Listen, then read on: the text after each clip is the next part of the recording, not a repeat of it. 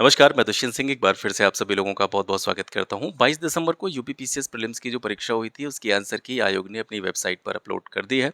आप लोगों को आंसर की मिल भी गई होगी, इसके साथ-साथ आपको ये आइडिया भी लग गया होगा कि आपके आफ्टर नेगेटिव कितने नेट क्वेश्चंस बन रहे हैं। एक मोटे तौर पर एक आइडिया मैं आपको दे दूँ 80 टू 85 जिसके बन रहे हैं, वो डेफ़िनेटली उसको बिना टाइम वेस्ट करे हुए सीधे मेंस की तैयारी में लग जाना चाहिए। ख़ैर, आज की हमारी इस वीडियो का मुद्दा ये नहीं है कि पेपर कैसा था, पेपर का डिफ़िकल्टी लेवल कैसा था, क्या-क्या चीज़ें चेंज हुई और किन-किन सोर्सेज़ को अगर आप पढ़ कर के जाते तो इस पेपर को बेटर तरीके से अटेम्प्ट कर सकते थे। तो इन सारी चीज़ों के बारे में मैंने आपको पहले ही बता दिया। मुद्दा ये है कि ये पेपर जो हुआ है, ये हमको क्या सिखा के गया है और किन चीज़ों का अब हमें आगे के लिए ध्यान रखना है, उन चीज़ों पे काम करके हम किस तरीके से अपने अगले अटेम्प्ट को बेटर बना सकते हैं। मेंस की जो तैयारी कर रहे हैं, उनके लिए 1 तारीख से इस चैनल से अगर आप जुड़ते हैं, मैं ये नहीं कह रहा हूँ कि पूरा चिपक के यहाँ पे बैठ जाना है, अपनी सेल्फ स्टडी पे ज़्यादा फ़ोकस करना है। 1 तारीख से लेकिन कुछ चीज़ें ऐसी मैं आपको कराऊँगा जो आपके मेंस में आपकी बहुत ज़्यादा हेल्प करेंगी, ठीक है? हर ये अलग मुद्दा है, इस पर आगे विस्तार से 1-2 दिन बाद बात कर लेंगे। लेकिन आज हम जो मेनली इस वीडियो में बात करने वाले हैं, वो ये करने वाले हैं कि इस पेपर से आप सीख क्या सकते हैं। तो पहला तो अपनी जो मेंटालिटी है ना, उसको थोड़ा-सा चेंज कर लीजिए। ज़्यादातर लोग कहते हैं बिना कोचिंग के एग्ज़ाम नहीं निकल सकता है, तो इस पेपर ने सबसे पहली चीज़ जो हमको सिखाई है ना सर, वो यही सिखाई है कि आपको इस एग्ज़ाम को क्रैक करने के लिए कोचिंग की आवश्यकता नहीं है। अगर आप सेल्फ स्टडी करते हैं, आप स्टैंडर्ड बुक को ठीक तरीके से फॉलो करते हैं, एनसीईआरटीज़ को थोड़ा-सा ठीक तरीके से पढ़ते हैं, चीज़ों को डिटेल में आपने पढ़ा होता तो ये अटेम्प्ट आपका थोड़ा-सा बेटर जा सकता था। कुछ पॉइंट्स मैंने बनाए, उन पर थोड़ा-सा गौर कीजिए, ज़्यादा समय आपका मैं लूँगा नहीं। सबसे पहली बात है कि आपने देखा होगा कि यूपीएससी वाले ज़्यादातर एनसीईआरटी पढ़ते हैं, लेकिन यूपी पीएससी की जो तैयारी करते हैं, खास करके यूपी पीसीएस की जो तैयारी करते हैं, उनमें आपने देखा होगा लोग एनसीईआरटीज़ को बहुत कम पढ़ते हैं। मैं आज भी ये नहीं कह रहा हूँ कि सारी की सारी एनसीईआरटी उठा के आप उनको पढ़ने के लिए बैठ जाइए, लेकिन कम से कम 2 सब्जेक्ट की एनसीईआरटी आपको ज़रूर पढ़नी चाहिए। ज्योग्राफ़ी और हिस्ट्री, इन दोनों एनसीईआरटीज़ को आप नज़रअंदाज नहीं कर सकते। मैं ये नहीं कह रहा हूँ कि एनसीईआरटी से डायरेक्ट क्वेश्चन आपको मिल जाएगा पेपर में, लेकिन एनसीईआरटी अगर आप पढ़ कर के जाएँगे, एनसीईआरटी के नोट्स नहीं बनाने हैं आपको कि सारा का सारा समय आप एनसीईआरटी में आपका जो है वो लगा दें। एनसीईआरटीज़ को एक बार रीड आउट करके जाइए, उसको एक बार पढ़ के जाइए। उसको अगर आप पढ़ के जाएँगे तो आपके अंदर एक अंडरस्टैंडिंग डेवलप हो जाएगी, एक समझ विकसित हो जाएगी जिसके आधार पर आप क्वेश्चंस को टैकल कर सकते हैं। ये मैं हिस्ट्री की बात कर रहा हूँ। और ज्योग्राफी अगर मैं बात करूँ तो डायरेक्ट क्वेश्चन आपको मिलेंगे पेपर में। इस बार भी अगर आप थोड़ा-सा एनालिसिस करेंगे और एनसीईआरटीज़ को उठा के देखेंगे, ज्योग्राफी की एनसीईआरटीज़ को उठा के देखेंगे, तो आपको ज़्यादातर क्वेश्चंस एनसीईआरटी से ही मिल जाएँगे। मैं पिछले 2 साल से आपसे चिल्ला-चिल्ला के कहता चला आ रहा हूँ, लेकिन आप लोग सुनते नहीं हैं। मैं ये कहता हूँ कि ज्योग्राफी के लिए जो आपकी मेन सोर्स है ना, वो सिर्फ एनसीईआरटी होनी चाहिए। उसके अलावा अगर आपको ऐसा लगता है कहीं पर कोई चीज़ ज़्यादा विस्तार से नहीं दी गई है या किसी चीज़ के बारे में कहीं न कहीं कोई इन्फॉर्मेशन की कमी है, तो उसके लिए कोई एक आप बुक अपने पास रख सकते हैं। उसको केवल रेफ़रेंस बुक की तरह इस्तेमाल कीजिए। ये नहीं कि मेन सोर्स की तरह आप उसको इस्तेमाल करें। मेन सोर्स ज्योग्राफ़ी के लिए आपका सिर्फ एनसीईआरटी होना चाहिए। ठीक है? ये आप थोड़ा-सा ठीक तरीके से पेपर को एनालाइज़ करेंगे, ठीक तरीके से आप देखेंगे तो सारी चीज़ें आपको एनसीईआरटी से वहाँ पे मिल जाएँगी। तो एनसीईआरटी मैं ये नहीं कह रहा हूँ कि सारी सब्जेक्ट्स की ज़रूरी है, आप पॉलिटी की एनसीईआरटी या आप साइंस की एनसीईआरटी पढ़ने बैठ जाएँ, ये ज़रूरी नहीं है, लेकिन 2-3 चीज़ों की जो एनसीईआरटीज़ हैं, वो आपके लिए थोड़ी-सी ज़रूरी हो जाती हैं। तो तात्पर्य मेरा सर कहने का ये है कि एनसीईआरटीज़ को आपको अंडर एस्टिमेट नहीं करना है, ठीक है? ना ही आपको एनसीईआरटी के नोट्स बनाने बैठने हैं और ना ही आपको ऐसा करना है कि एनसीईआरटीज़ को बिल्कुल आप छोड़ दें। तो कम से कम हिस्ट्री और ज्योग्राफ़ी की एनसीईआरटी आप एक बार ज़रूर पढ़िए। ये पहली चीज़ हो गई, ठीक है? दूसरी चीज़ क्या है कि अक्सर हमने देखा है कि यूपीएससी वाले जो होते हैं, वो एक रेगुलर बेसिस पे न्यूज़पेपर फ़ॉलो करते हैं, है ना? ज़्यादातर लोग आपने देखे होंगे न्यूज़पेपर पढ़ते ही पढ़ते हैं।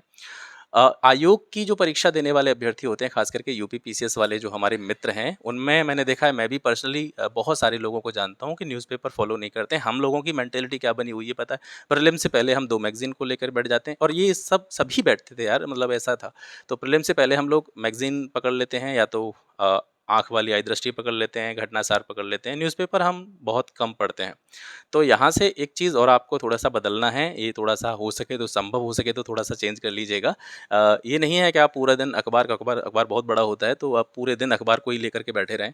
आपको ये करना है, उसमें 2-3 पेजेज़ होते हैं बड़े काम के। एक आपका जो आर्थिकी वाला पोर्शन आता है या एक अंतर्राष्ट्रीय वाला आता है या नेशनल लेवल की जो भी घटनाएँ हो रही हैं, वो थोड़ा-सा आप देख लीजिए, थोड़ा एडिटोरियल देख लीजिए।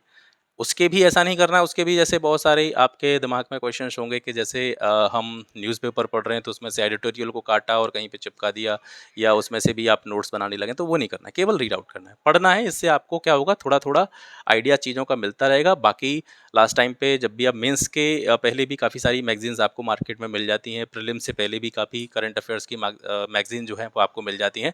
तो अब ये सारी चीज़ें करते हैं, न्यूज़पेपर के टच में रहेंगे, न्यूज़ के टच में रहेंगे, तो कहीं न कहीं वहाँ पे चीज़ें कनेक्ट हो जाएँगी। आपको ऐसा नहीं लगेगा कुछ भी नया हम पढ़ रहे हैं, है ना? तो थोड़ा-सा आपको ये चेंज लाना है। एक न्यूज़पेपर हो सके तो, संभव हो सके तो एक राष्ट्रीय स्तर का जो भी अखबार हो, जो आपकी अच्छी तरीके से समझ में आ जाता है। आप जिस भी मीडियम से हैं, हिंदी मीडियम, इंग्लिश मीडियम, तो एक न्यूज़पेपर पे कम से कम 20 मिनट आपको देने ही देने हैं, ठीक है? तो 2 चीज़ें हो गई, एनसीईआरटी को अंडर एस्टिमेट नहीं करना है, दूसरा कि आपको डेली न्यूज़पेपर पढ़ना है, और इसके साथ-साथ हो सके तो एक मंथली मैगज़ीन ले लीजिएगा, कोई भी पतली, ठीक है? जैसे क्रॉनिकल आप ख़ास करके मैं यूपीपीसीएस की बात कर रहा हूँ, तो क्रॉनिकल पतली-सी मैगज़ीन आती है, उसको महीने में आप एक-एक मैगज़ीन जो है, वो आप थोड़ा-थोड़ा उसके बारे में देखते रहें, उसमें पढ़ते रहें। उसमें से भी आपको नोट्स नहीं बनाने हैं कि आप मैगज़ीन के भी नोट्स बनाने लग जाएँ।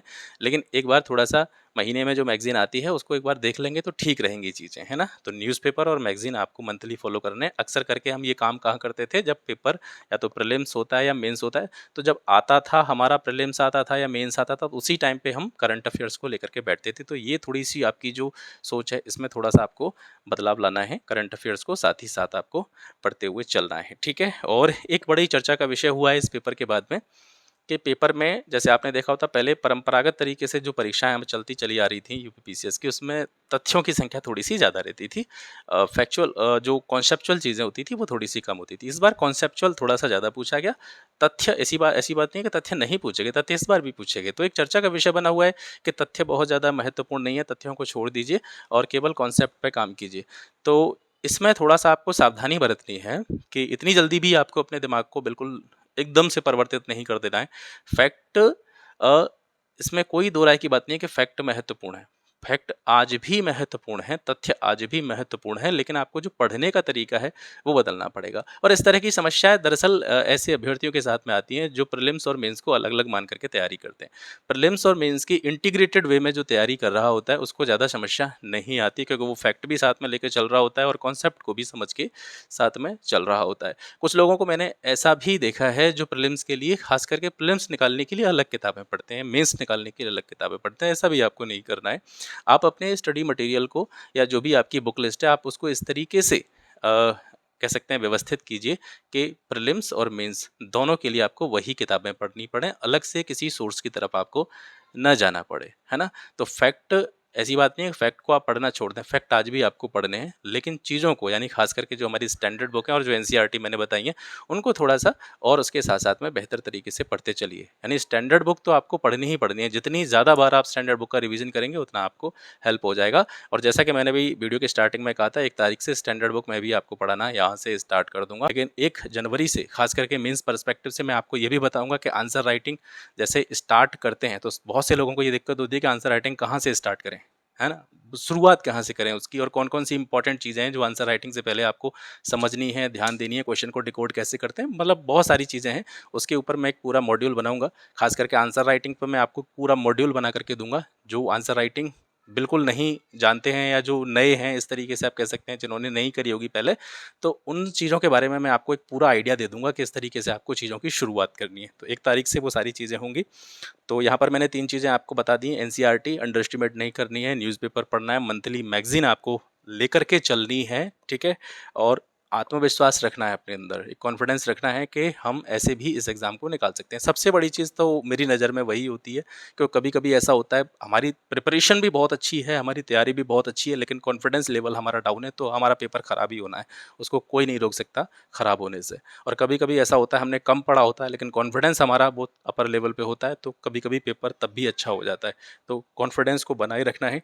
दूसरी चीज़, शॉर्टकट की तरफ नहीं भागना है। यूपीपीसीएस की अगर आप तैयारी करते हैं तो कोई शॉर्टकट नहीं है इसका कि किसी ऐसा कोई चीज़ मिल जाए आपको, सिर्फ उसी को पढ़ो और पेपर निकल जाए। अब जैसे मैंने आरओ के लिए क्वेश्चन सीरीज़ चला रखी थी, उसके बारे में आप में से जिन लोगों ने भी ले रखी होगी, वो लोग भी इस वीडियो को देख रहे होंगे, तो उनको ये पता होगा कि जब उन्होंने वो ली थी, तो उससे पहले मैंने उनसे क्या बात करी थी। मैंने यही उनको बताया था कि आपकी प्रीवियस नॉलेज कितनी है इस पर डिपेंड करता है कि ये आपके लिए कितना काम करेगी। नो डाउट वो आज भी प्रासंगिक है और मैं फिर बता रहा हूँ वो आपके लिए बहुत हेल्पफुल होगी। मैं बस ये नहीं बताता हूँ कि कितने क्वेश्चंस यहाँ से पूछे गए, कितने क्वेश्चंस वहाँ से पूछे गए, ये देखिए मेरे मटेरियल में से ये वो चीज़ों पे मैं बात नहीं करता हूँ, क्योंकि जो होता है वो दिखता है, उसको बताने की ज़रूरत नहीं होती, उसको प्रदर्शित करने की आवश्यकता नहीं होती है ना। तो आज भी वो बिल्कुल प्रासंगिक है। मैं बता रहा हूँ उनके दिमाग में अगर ये आ रहा हो कि इन फैक्ट्स को हम ना पढ़ें, वो फैक्ट्स आपको आज भी पढ़ने हैं, लेकिन चीज़ों को डिटेल में भी आपको पढ़ना है, स्टैंडर्ड बुक को भी फॉलो करना है। तो शॉर्टकट नहीं है सर एग्जाम का कि कोई भी शॉर्ट में ऐसा कोई आपको नुस्खा बता दिया जाए कि उसको पढ़ करके आप इस पेपर को निकाल लें, वो नहीं है। ठीक है, अंडरस्टैंडिंग बेस्ड स्टडी करनी है, खास करके सेल्फ स्टडी करनी है और प्री मेंस की इंटीग्रेटेड तैयारी करनी है। यानी आपका जो बुक लिस्ट है, आपका जो स्टडी मटेरियल है, वो इस तरीके से व्यवस्थित होना चाहिए कि वो प्री और मेंस को साथ लेकर के चले। ठीक है, इसके अलावा प्रैक्टिस पेपर, इस बार एक थोड़ी-सी समस्या पैदा हुई कि बहुत सारे लोगों का पेपर मतलब अटेम्प्ट करने में थोड़ी-सी समस्या हुई, क्योंकि पेपर लेंदी था, ऑब्वियस सी बात है। उसमें जो कॉन्सेप्चुअल क्वेश्चंस थे उनकी संख्या थोड़ी-सी ज़्यादा थी, तो पढ़ने में टाइम लगा, जिससे टाइम मैनेजमेंट में थोड़ी-सी दिक्कत हुई। तो इसके लिए आप क्या करें कि थोड़ा-सा टेस्ट पेपर पे भी ध्यान दें। टेस्ट पेपर ये नहीं कि आप पेपर टाइम पर ही बैठे रहें कि जैसे प्रीलिम्स आएगा तो उससे पहले 2-4 टेस्ट लगाएँगे और उसी से हमारा काम हो जाएगा, तो ये कहीं न कहीं एक सही डिसीजन नहीं है। इसके लिए आप क्या कर सकते हैं, आप मान करके चलिए आप हिस्ट्री पढ़ रहे हैं, ज्योग्राफी पढ़ रहे हैं, पॉलिटी पढ़ रहे हैं, कोई भी सब्जेक्ट जो आप वर्तमान में पढ़ रहे हैं, तो उससे जुड़े हुए या उस चैप्टर से या उस स्पेसिफिक टॉपिक से जुड़े हुए जो टेस्ट हैं, वो ज़रूर लगाते रहिए टाइम टू टाइम। ठीक है, और अगर संभव हो सके तो 10-15 दिन बाद एक फुल टेस्ट ज़रूर लगाते रहिए। अभी आपको रोज़ फुल टेस्ट लगाने की ज़रूरत नहीं है, क्योंकि आप बिल्कुल शुरुआत से तैयारी कर रहे होंगे। तो जैसे आप 10-15 दिन हो गए आपको पढ़ते-पढ़ते, तो एक फुल टेस्ट लगाइए, लेकिन किताब का जो भी टॉपिक है, वो टॉपिक पढ़ने के बाद में तुरंत उस टॉपिक से जुड़े हुए टेस्ट या क्वेश्चंस को सॉल्व करने की कोशिश कीजिए। ये आपको करना ही करना है और ये दिमाग में बिल्कुल इसको बसा लेना है, चीज़ को बिल्कुल घुसा लेना है दिमाग में कि पेपर सर सेल्फ स्टडी से ही निकलेगा। ठीक है, इस पर आपको सबसे ज़्यादा काम करना है और विश्वास करना है अपने अंदर। सेल्फ स्टडी से ही ये एग्ज़ाम आप निकाल सकते हैं। यानी आपको हेल्प बहुत सारी जगह से मिल जाएगी, आपको बहुत सारे मेंटर मिल जाएंगे, आपको बहुत सारा स्टडी मटेरियल मिल जाएगा, आपको बहुत सारे वीडियोस मिल जाएंगे यूट्यूब पर। और नो डाउट इस पर यूट्यूब पर बहुत सारे ऐसे लोग भी हैं जो बहुत अच्छा काम कर रहे हैं, है ना, तो वहाँ से भी आप हेल्प ले सकते हैं। लेकिन ओवरऑल जो सबसे मेन पार्ट है, जैसे प्रायोरिटी लिस्ट बनाते हैं ना हमारे, जैसे बहुत सारे काम होते हैं, 50 काम हम करते हैं, 50 कामों में से ऐसा नहीं होता कि 50 के 50 काम ज़रूरी हैं, उसमें से 2-3 काम ऐसे होंगे जो ज़्यादा ज़रूरी होंगे और 2-3 कामों में से भी एक काम ऐसा होगा जो सबसे ज़्यादा ज़रूरी होगा। तो मेरा कहने का मतलब है प्रायोरिटी लिस्ट में सेल्फ स्टडी को रखिए। सबसे ऊपर आपकी सेल्फ स्टडी, आप जो पढ़ेंगे, आप जिन किताबों का रिवीजन करके जाएंगे, वो आपके लिए सबसे ज़्यादा काम करेगा। बाकी अगर आपको कोई भी गैप लग रहा है अपनी प्रिपरेशन में, तो उसको फिल करने के लिए आप यूट्यूब पे जाइए और यूट्यूब का उतना ही इस्तेमाल करिए जितना आपको ज़रूरत है। ऐसी नहीं कि आप किसी पर भी ब्लाइंडली विश्वास करते चलिए, मुझ पर भी मत करिए। आप समझदार हैं, आप अच्छे नहीं हैं, आप खुद रिसर्च कीजिए, चीज़ों को समझिए, फिर समझने के बाद में आपको अगर ऐसा लगे कि हमारा ये जो गैप बन रहा है इस प्रिपरेशन में, ये फिल कहाँ से हो सकता है, उसके लिए अगर आपको कोई हेल्प करने वाला बंदा मिल रहा है, तो उसको उतने ही टाइम फॉलो करिए जितना ज़रूरी है आपके लिए। जब आपकी वो जो नीड है वो फुलफ़िल हो जाए, तो फिर अपनी सेल्फ स्टडी पे वापस से आ जाइए। ये काम आपको करना है। और सबसे अंत में मैं कहूँगा कि रिवीजन जो होता है वो बहुत ज़्यादा ज़रूरी होता है। इस एग्ज़ाम का क्रक्स ही है रिवीजन। जितनी ज़्यादा बार आप रिवीजन कर लेंगे, जितना बेहतर तरीके से आपने रिवीजन करा होगा, उतना आपको हेल्प मिल जाएगी। ये मैटर नहीं करता कि आपने कौन से पब्लिकेशन की किताब पढ़ी है, ये मैटर नहीं करता आपने किस महान व्यक्तित्व की किताब पढ़ी है, वो मैटर नहीं करता। वो आप पढ़ के भी चले जाओ, 20 किताबें पढ़ के चले जाओ, 50 किताबें पढ़ के चले जाओ, नहीं आप क्वेश्चन को टैकल कर पाएंगे। उसके लिए ज़रूरी है कि आपने कोई भी एक नॉर्मल किताब पढ़ी है, लेकिन उस किताब का रिवीजन आपने बहुत ज़्यादा बार किया है, तो आप एग्ज़ाम में अच्छा परफॉर्मेंस करेंगे। अक्सर करके हम क्या करते हैं, अक्सर करके हम ये करते हैं कि रिवीजन के लिए हम लास्ट टाइम पर बैठे रहते हैं कि पेपर आएगा उससे पहले हम रिवीजन करना स्टार्ट करेंगे, है ना। मैं इन छोटे छोटे टॉपिक्स पर वीडियो बनाता नहीं था, लेकिन मैं आपको विधिवत तरीके से ये सारी चीज़ें बताऊँगा। बिल्कुल हर चीज़ पर काम करना बताऊँगा आपको कि किस तरीके से आपको रिवीजन करना है, शॉर्ट नोट्स किस तरीके से बनाने हैं, शॉर्ट नोट्स बनाने का तरीका क्या है, वो सारी चीज़ें अब धीरे धीरे मैं इस पर आपको बताना स्टार्ट कर दूँगा। ठीक है, मैं इस तरह की वीडियोज़ पर थोड़ा सा कम ध्यान देता था। मैं अपना जो भी मटेरियल मुझे लगता था ये आपके काम आ सकता है, तो उस मटेरियल को अपलोड करके मैं गायब हो जाता हूँ। लेकिन अब ऐसा नहीं होगा।